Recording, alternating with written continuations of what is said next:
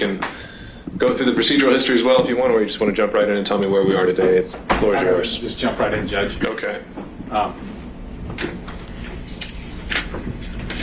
The county and the defense here, Mr. Floyd, disagree with respect to the production.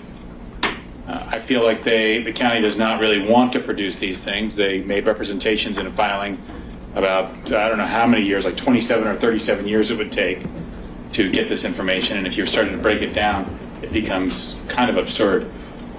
The other thing that I had mentioned in some of my emails and why I thought this status conference was premature is that I have a difficulty in formulating a defense. We have a difficulty formulating a defense for Mr. Floyd when we don't know what the facts of the false statement are. That informs my discovery. It informs the discovery against my colleague on the other side for the county. How is he supposed to defend his client when he doesn't know? He can't make a relevance objection because he doesn't know what's relevant and what's not, because we have no facts. The court will recall we had that hearing about a week before the disqualification hearings, and I know that you've been busy and you've got a lot of things on your plate, but I would submit to Your Honor that all of this will likely be unnecessary because there is no false statement. I believe once the court looks at that issue, it doesn't take long, that you'll dismiss. Perhaps I'm being presumptuous. I think you're going to dismiss this case. It's probably the easiest one I've ever seen. So how does that relate to all this? Obviously, if I don't have the facts upon which my client's being accused, it's harder for me to engage in discovery. I've got a lot of discovery I want to do, but I don't even know if I think what I have for the county is sufficient. If you want to just handle that today, I suppose I could, but it would be nice to be more focused myself to know. All right. Well, I'll grant you, and I'll agree with you that I owe you some rulings, and I'm planning to dive in and hopefully be able to get you and start going through those throughout the summer. If I may, with great respect, the issue is pretty simple. Well, we don't need to relitigate it. The state's I'm not going to here. relitigate it because the state's not here, and I'm not trying to relitigate that. But here was going to be my point, was that I hear your argument that you need more clarity in your special demurrer. Sorry. Well, it's special if you're wanting more information, right? You want to know exactly what the false statement is. No, a general demurrer is a device from the common law. It's an arcane pleading, as you know, where you can admit the facts as pled in the indictment, and the law that's there, and you're still shown to have committed a crime. That's a general demurrer. A special demurrer does seek additional facts. I'm not seeking any additional facts. What I'm suggesting to the court is, as the person responding on demurrer, I'm not required to accept conclusions of fact. So there's no facts in the indictment for me to admit on the false statement. Zero. Not a single one. That is a general demurrer. You can't just say somebody committed a crime and not say what the facts are, a bare bones set of facts that are sufficient to support that crime. That's a general demurrer. Okay. And you'll see I put that in my brief. I'm not asking you to look at it now, but I've got it. I've read it. But more to the point was this inability for us to go forward with getting into the particulars of the subpoena. We were fine the last 3 hearings where you weren't asking for that information. It seemed like you wanted to know anything and everything related to Fulton County in the 2020 election. So it's only now that we've got that issue pending that now we were supposed to just stop until I'm able to get you a ruling on that. And so that's where one is it's a matter of efficiency, and as I keep going down this path of trying to formulate a defense, it becomes so much more difficult to speculate on what type of evidence I need. So true it is that we asked for a lot because count 1 is a lot. But the moment I started to think about what this false statement could possibly be, because I'm not a mind reader, Yeah. you know, I don't know what the false statement is, it became more prominent in my defense. And so I'm trying to figure out, do I really need this stuff, or is that sufficient? So with that said, Judge, that's my I think that's the posture of where we are now. Having said that, the county, and for that matter, the Secretary of State hasn't turned over. They're starting to play cute with the terms of the subpoena that we agreed to. So I'll be bringing that back up if necessary. That's the whole key, is it necessary right now to do all this? I don't think that it is. Okay. And if we proceed from the original framework, though, that the reason you want these records is to prove the truth that there were irregularities in Fulton County, and that's what your client was concerned with, which is again, I think what was your briefing of why this is relevant Under a count few one, months ago, under count one, which is, it says it right there, that he did not win, right? right? And so that was the relevance hook that you had initially. correct. What is it? I'm trying to remember from the email you sent a few weeks ago, you were saying that Fulton County had not turned over anything yet, and also that you were now declining to pay any expenses in advance. Right. I don't think my client should have to bear the costs. He's facing 37 years. The county has all these resources. They're the ones bringing the charges. They have to turn it over. These are liberty interests that are at stake. And I just, at this point, because it's taken so long to get the information to begin with, we're looking at other resources to try to match up a defense, and I just can't. I'm having trouble doing that. So, Okay, I can respect that. I can sympathize with you. We are obviously throughout the system one of limited means, but that might be a hurdle that we just have to stop right at from the beginning. Which is when I look at the statute, especially when it's a production as large as the one you'd initially asked for, even in your amended subpoena, which I don't think we ever filed, but you'd provided me, and we'd gone over it in detail the last hearing. Even in the amended version where we were giving and taking in the last hearing, it's still going to take some time. It's still going to take resources. And the statute, as I read it, says that that's not a burden that should fall on a third party. we will be glad to. Well, this is not a third party. This is Fulton County. I mean, it's still part of the DA's office here.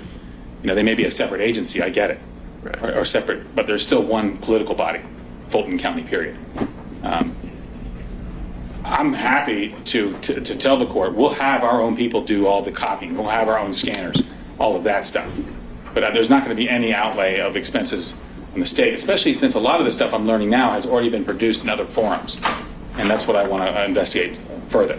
So that's an issue. So if we were to have another hearing on this, I would have witnesses come up and say what the county has turned over in the past, what it hasn't turned over, what the county has, what it doesn't have. I would have an expert witness or two testify to the fact that, hey, look, getting the logic and accuracy testing of the machines, which is required under Georgia law, getting the proof of that is not difficult. It's not a 100-hour task.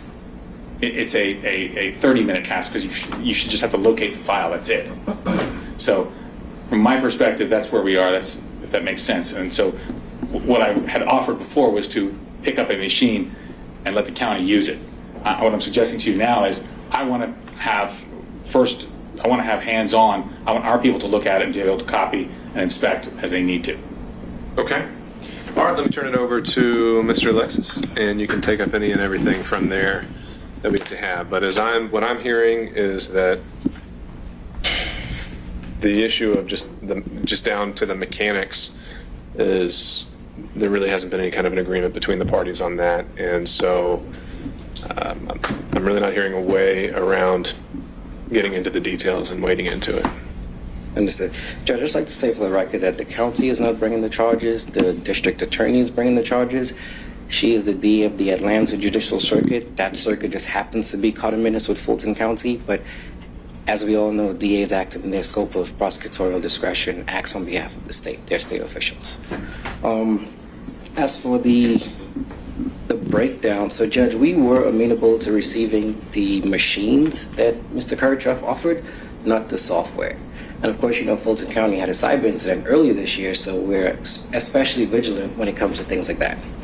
So we will take the machines, but not the software. Now, Judge, as for the relevance, I just want to briefly touch on that again. Again, they're asking for information that they did not have access to when the statements were made. If they're saying that this information was the basis, reason, or cause for the statements, that cannot be so because they did not have the information. But I think Mr. Kirchhoff is correct when he says that we need to know what the statement was or he's being accused of, because it's hard for me to say, well, this is not relevant, or say, well, okay, this could be relevant if I don't know what the statement is. If the statement is, hey, X won the election and Y lost, then fair enough. If the statement is, hey, tell them that you saw someone destroying ballots, we don't need to go through all of these things to prove whether or not that's true. And again, I guess by their own admission, saying that, they're just guessing as to what the statement would be, and that's what caused the request in the subpoena. It just shows that the subpoena is a fishing expedition, Judge. It's not It's not pointed towards anything in particular that they're trying to narrow in on, because again, they don't even know what the statement is. So they can't properly argue it, we can't. But the one thing we can say is that the information that they are seeking to get is information that they did not have access to at the time of the statements. It is inconceivable that is relevant. So what about the idea, set aside the substantive counts to talk about specific statements, and then we're kind of retreading ground from a few months ago, but count one is the RICO count, which applies to Mr. Floyd and simply comes out and lays the standard as being one person won the election, one person did not. That was the basis, the original argument for why anything and everything was relevant. And so if that is still the standard, then where do you go from there? Well, there are two things to consider with that, Judge. The first, obviously, is, as I said, they didn't have that information when they made the statement. So the question becomes, why did you make the statements? And they can't say, well, look at these documents. It's like, well, no, you didn't have that at the time. I think that should draw relevance objection in a courtroom. The second thing, Judge, is that at the last hearing, or I believe the hearing before that, the defense said that if the evidence showed one thing, they would go in one direction. If the evidence showed something else, they'll go in another direction. Judge, again, by all accounts, that just shows that they are guessing at what the evidence will show. So it's not as if they made a statement or they're being accused of making a statement, they're standing on it. They're saying, hey, we made this statement, whatever it may be. If the evidence shows that we were right, we'll roll with it. If the evidence shows that we were wrong, we're going to make another argument. And again, as I mentioned, Judge, if it doesn't bear on their innocence or guilt, if it doesn't matter what the evidence shows, they're still not guilty, then I don't see how it's relevant. Sure, but shouldn't they have a right to present their strongest defense? Well, I can't speak to what they have a right to at this moment, because this is in the midst of a quashal, and from my understanding, the only issue that is relevant to a quashal is whether the information sought is relevant and whether it's burdensome and oppressive. As to what they may be entitled to is something that they will have to make an argument for, and I don't think a quashal is the appropriate forum.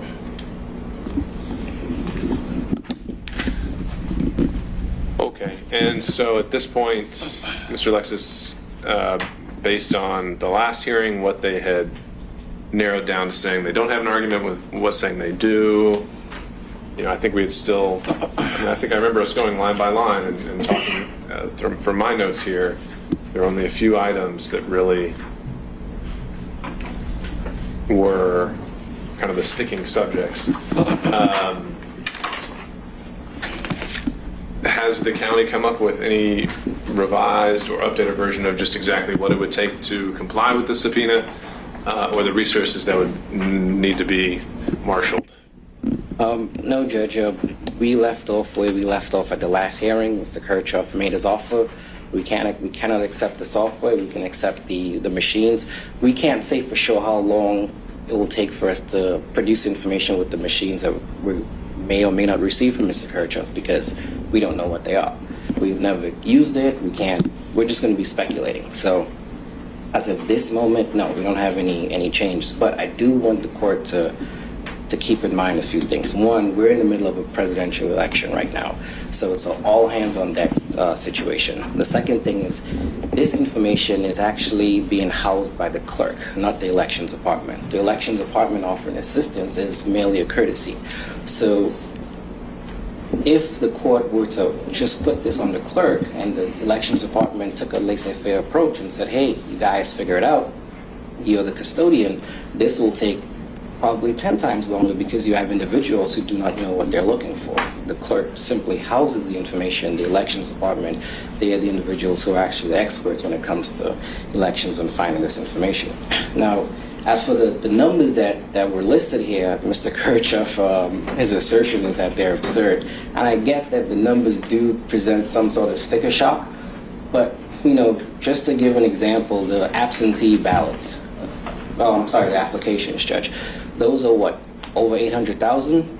If we're talking about printing, we're talking about redacting, and we're talking about reprinting, because if you do the magic marker, there's a chance that it can still be translucent. You have to reprint it to ensure that the confidential information of the Fulton County citizens are not being dispersed. When we just that process alone is going to take thousands of hours. Now, if we're talking about getting batches and batches of individuals to assist with that, that will cost money. And again, the county should not have to bear the burden of that because the county is not a party in this. And to reiterate my first point, the DA brought the case, the state official brought the case, not Fulton County. But you still haven't told me just how much money or just what it is you would need to make some of this happen. So we did submit the information on how much it will cost, and we had two witnesses the last time. We had Mariska Bodison and we had Derek Gilstrap. For Mariska, her hourly rate is $33 an hour, and for Mr. Gilstrap, it's $27 an hour. So it's just a matter of extrapolating that across the amount of time it will take to produce the information. And as we mentioned in the last hearing, Judge, it may take less time, it may take more time. It's really hard to say at this point. And so what was the extrapolation based on your current calculations? Well, we didn't do the math on that because the two major ones that we were concerned about, which was number 45 and 44, I think one was 57,000 hours, the other one was 10,000 hours. We were supposed to work that out through software and things of that nature, which of course we had to break down. But Judge, I can go do the math for you right now and come back with a number based on all of the hours that we have written down here. Sure. So other than 44 and 45 on the amended subpoena, that's something you are able and number provide that quote. And number 14, Judge. 14. That's right, 14.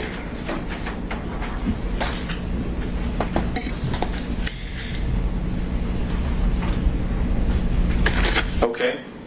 And so, Mr. Kucherov, would you, turning it back over to you, would you say 14, 44, and 45 are still the kind of primary points of contention that are causing, or not so much causing, is that you would say are miscalculated?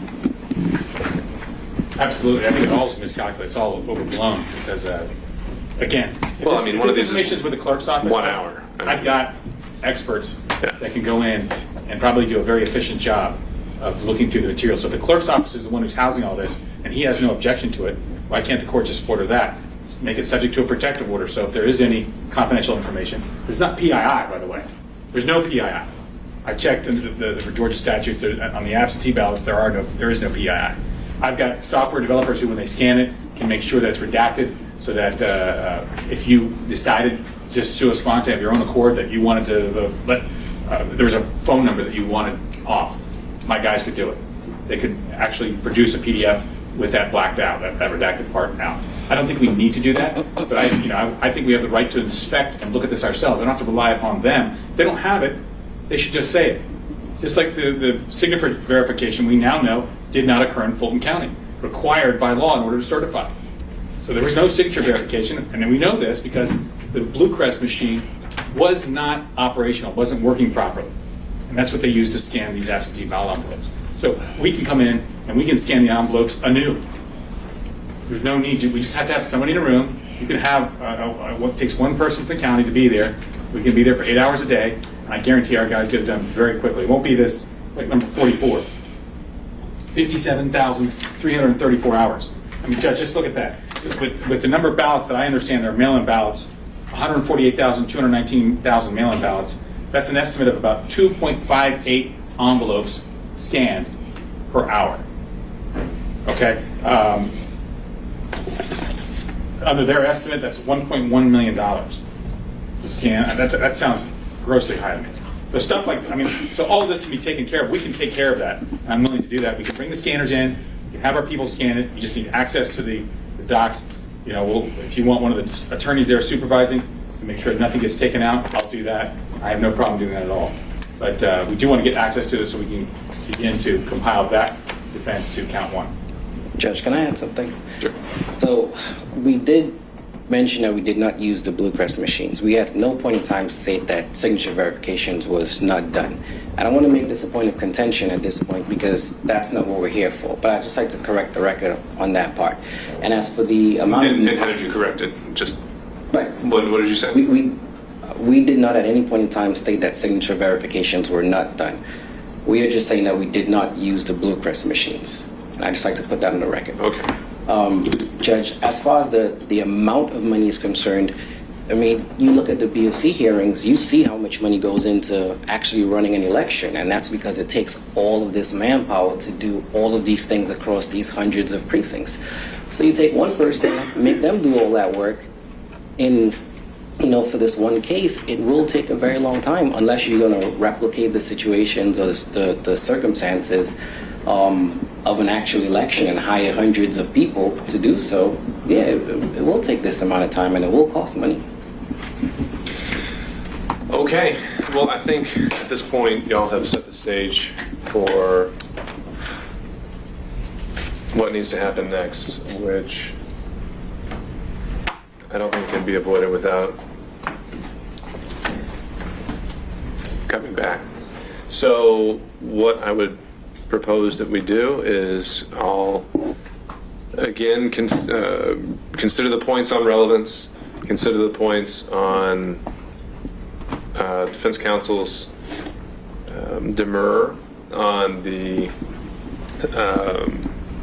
counts where it relates to the statement, and then what I think would also narrow the focus and make sure we proceed efficiently is I think the amended subpoena, and if there's some kind of mechanical proposal that you're saying is the most efficient way to proceed, I think that needs to be made part of the record.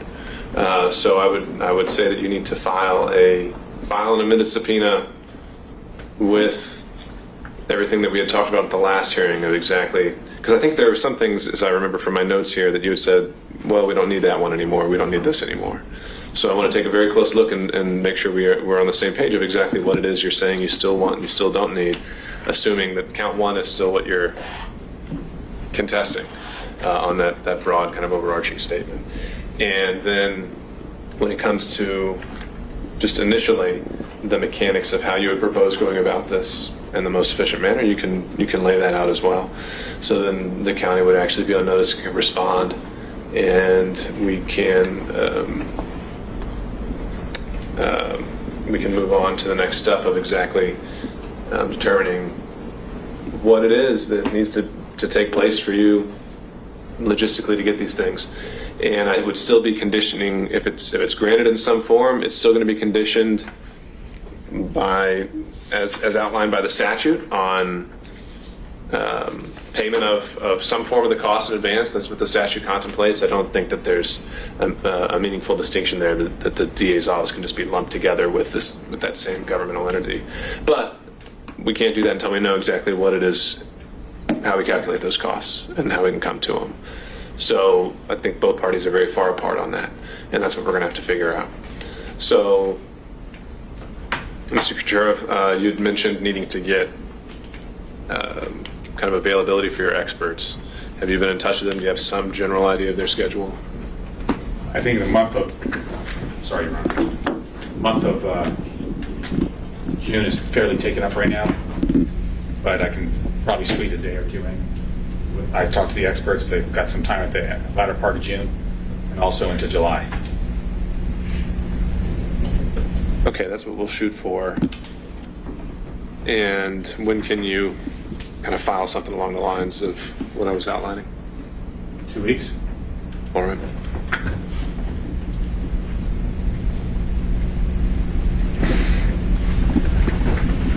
Mr. Alexis? Can I get a scope of what these experts will be testifying to? That is not unreasonable. And so, Mr. Kucherov, if you could outline that in your filing as well. Absolutely, I'll do that. All right. And I think generally with our standing order, when we talk about experts, we talk about providing a CV and just a succinct but meaningful summary of what it is they would be testifying to. So that if Mr. Alexis needs to rebut that with his own experts, he can do the same and provide similar notice. All right, anything else that we think we need to address today as it relates to the subpoena? I know this is more of a kind of pre-hearing conference of sorts, but I think we needed it to at least see where we were and get back on track. Anything else, Mr. Alexis? Not from the county, Judge. All right, Mr. Kucherov. No, Your Honor. All right, we'll follow up by email, and I hope to have that guidance for you as we go forward. All right. Maybe there's one other motion there.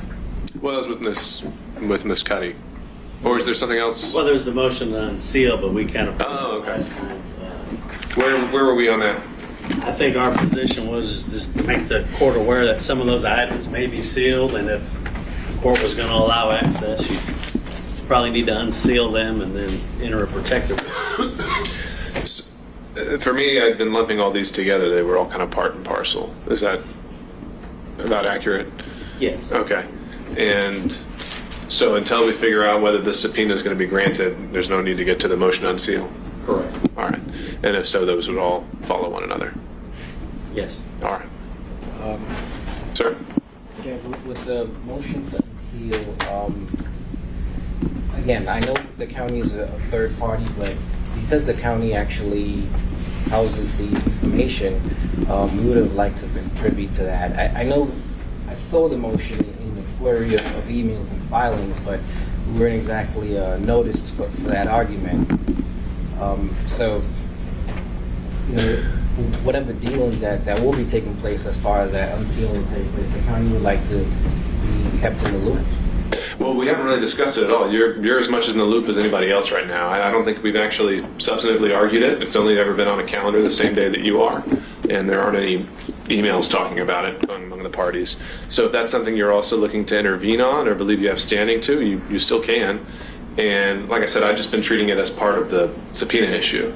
And I'd also been treating you, because I think this is where we landed back in the November hearing, as really being the spokesperson for the clerk's office on this issue as well, the subpoena and many unsealing issues. Judge, I actually do represent not only the elections department, but I also represent the clerk's office. So it actually worked out in that regard.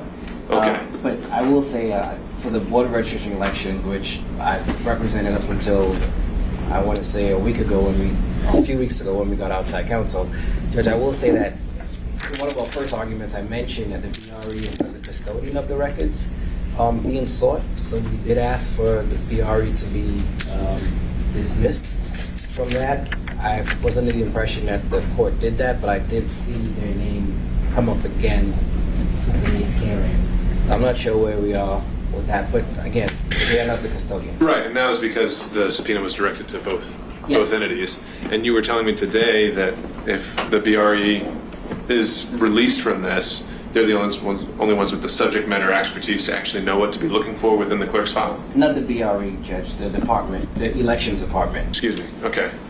Yeah, it's an interesting trail. The BRE directs the elections director as the election supervisor and chief administrator, and that's pursuant to state statute and county ordinance.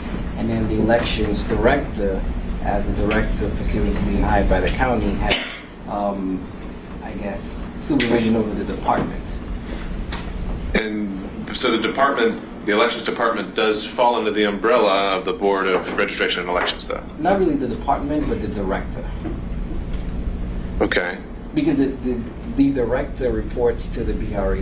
The staff does not report to the BRE. So to keep the elections department involved in this, are you saying they're not a party to this? No, Judge, and as a matter of fact, if you do want to serve the elections department, because they're an entity capable of being sued, you'd have to subpoena the county itself. Because the clerk can be subpoenaed separately, so can the BRE, but individual departments, correct me if I'm wrong on that one, you'd have to go through the actual Board of Commissioners. But regardless, Judge, the elections department is staying in and involved in the event that, we have to pull some of the documents, because to remove them now is just going to be sort of slowing down any process or progress, because we asked to be removed, we can usually be added back in later on, so, it's going to be formal with substance at that point. Okay, and so your point would be that That the the BRE Board of Registration and Elections was the improper party to serve because they don't have custody of any of the documents that were requested. Yes, Judge, and I Okay. really would like for them to be dismissed under the caveat that we will still have the elections department involved to assist where we can, if need be. Okay, Mr. Hart. I think we withdrew that subpoena at one of the hearings, Your Honor. All right, I just Should need be to on make that. record. I'll just make that part of the record formally through an order. Because that would have been a short way to. I'm sorry. That would have been a shorter way to get to that. Okay. Well, there's the short way and the long way. All right, so that's withdrawn formally by counsel. Yes, sir. I think we did it at one of the prior hearings, but we do it again if we need to. No, that's fine. I just need to make sure that that's memorialized on the docket, and I'll do that. And so that's position 3. So when we come back, it'll just be on 1 and 2. All right, thank you for that clarity. Thanks, Judge. Okay, we'll be off the record as it relates to Mr. Floyd, and take care. Thank you. Let me check in. We'll see if Ms. Cuddy was able to join. She was able to join us? All right. I am here. Yes, I am here. Okay, thank you, ma'am. If you could turn on your screen, Okay. and then we'll see if we can make it so we can see both you and representatives from the district attorney's office.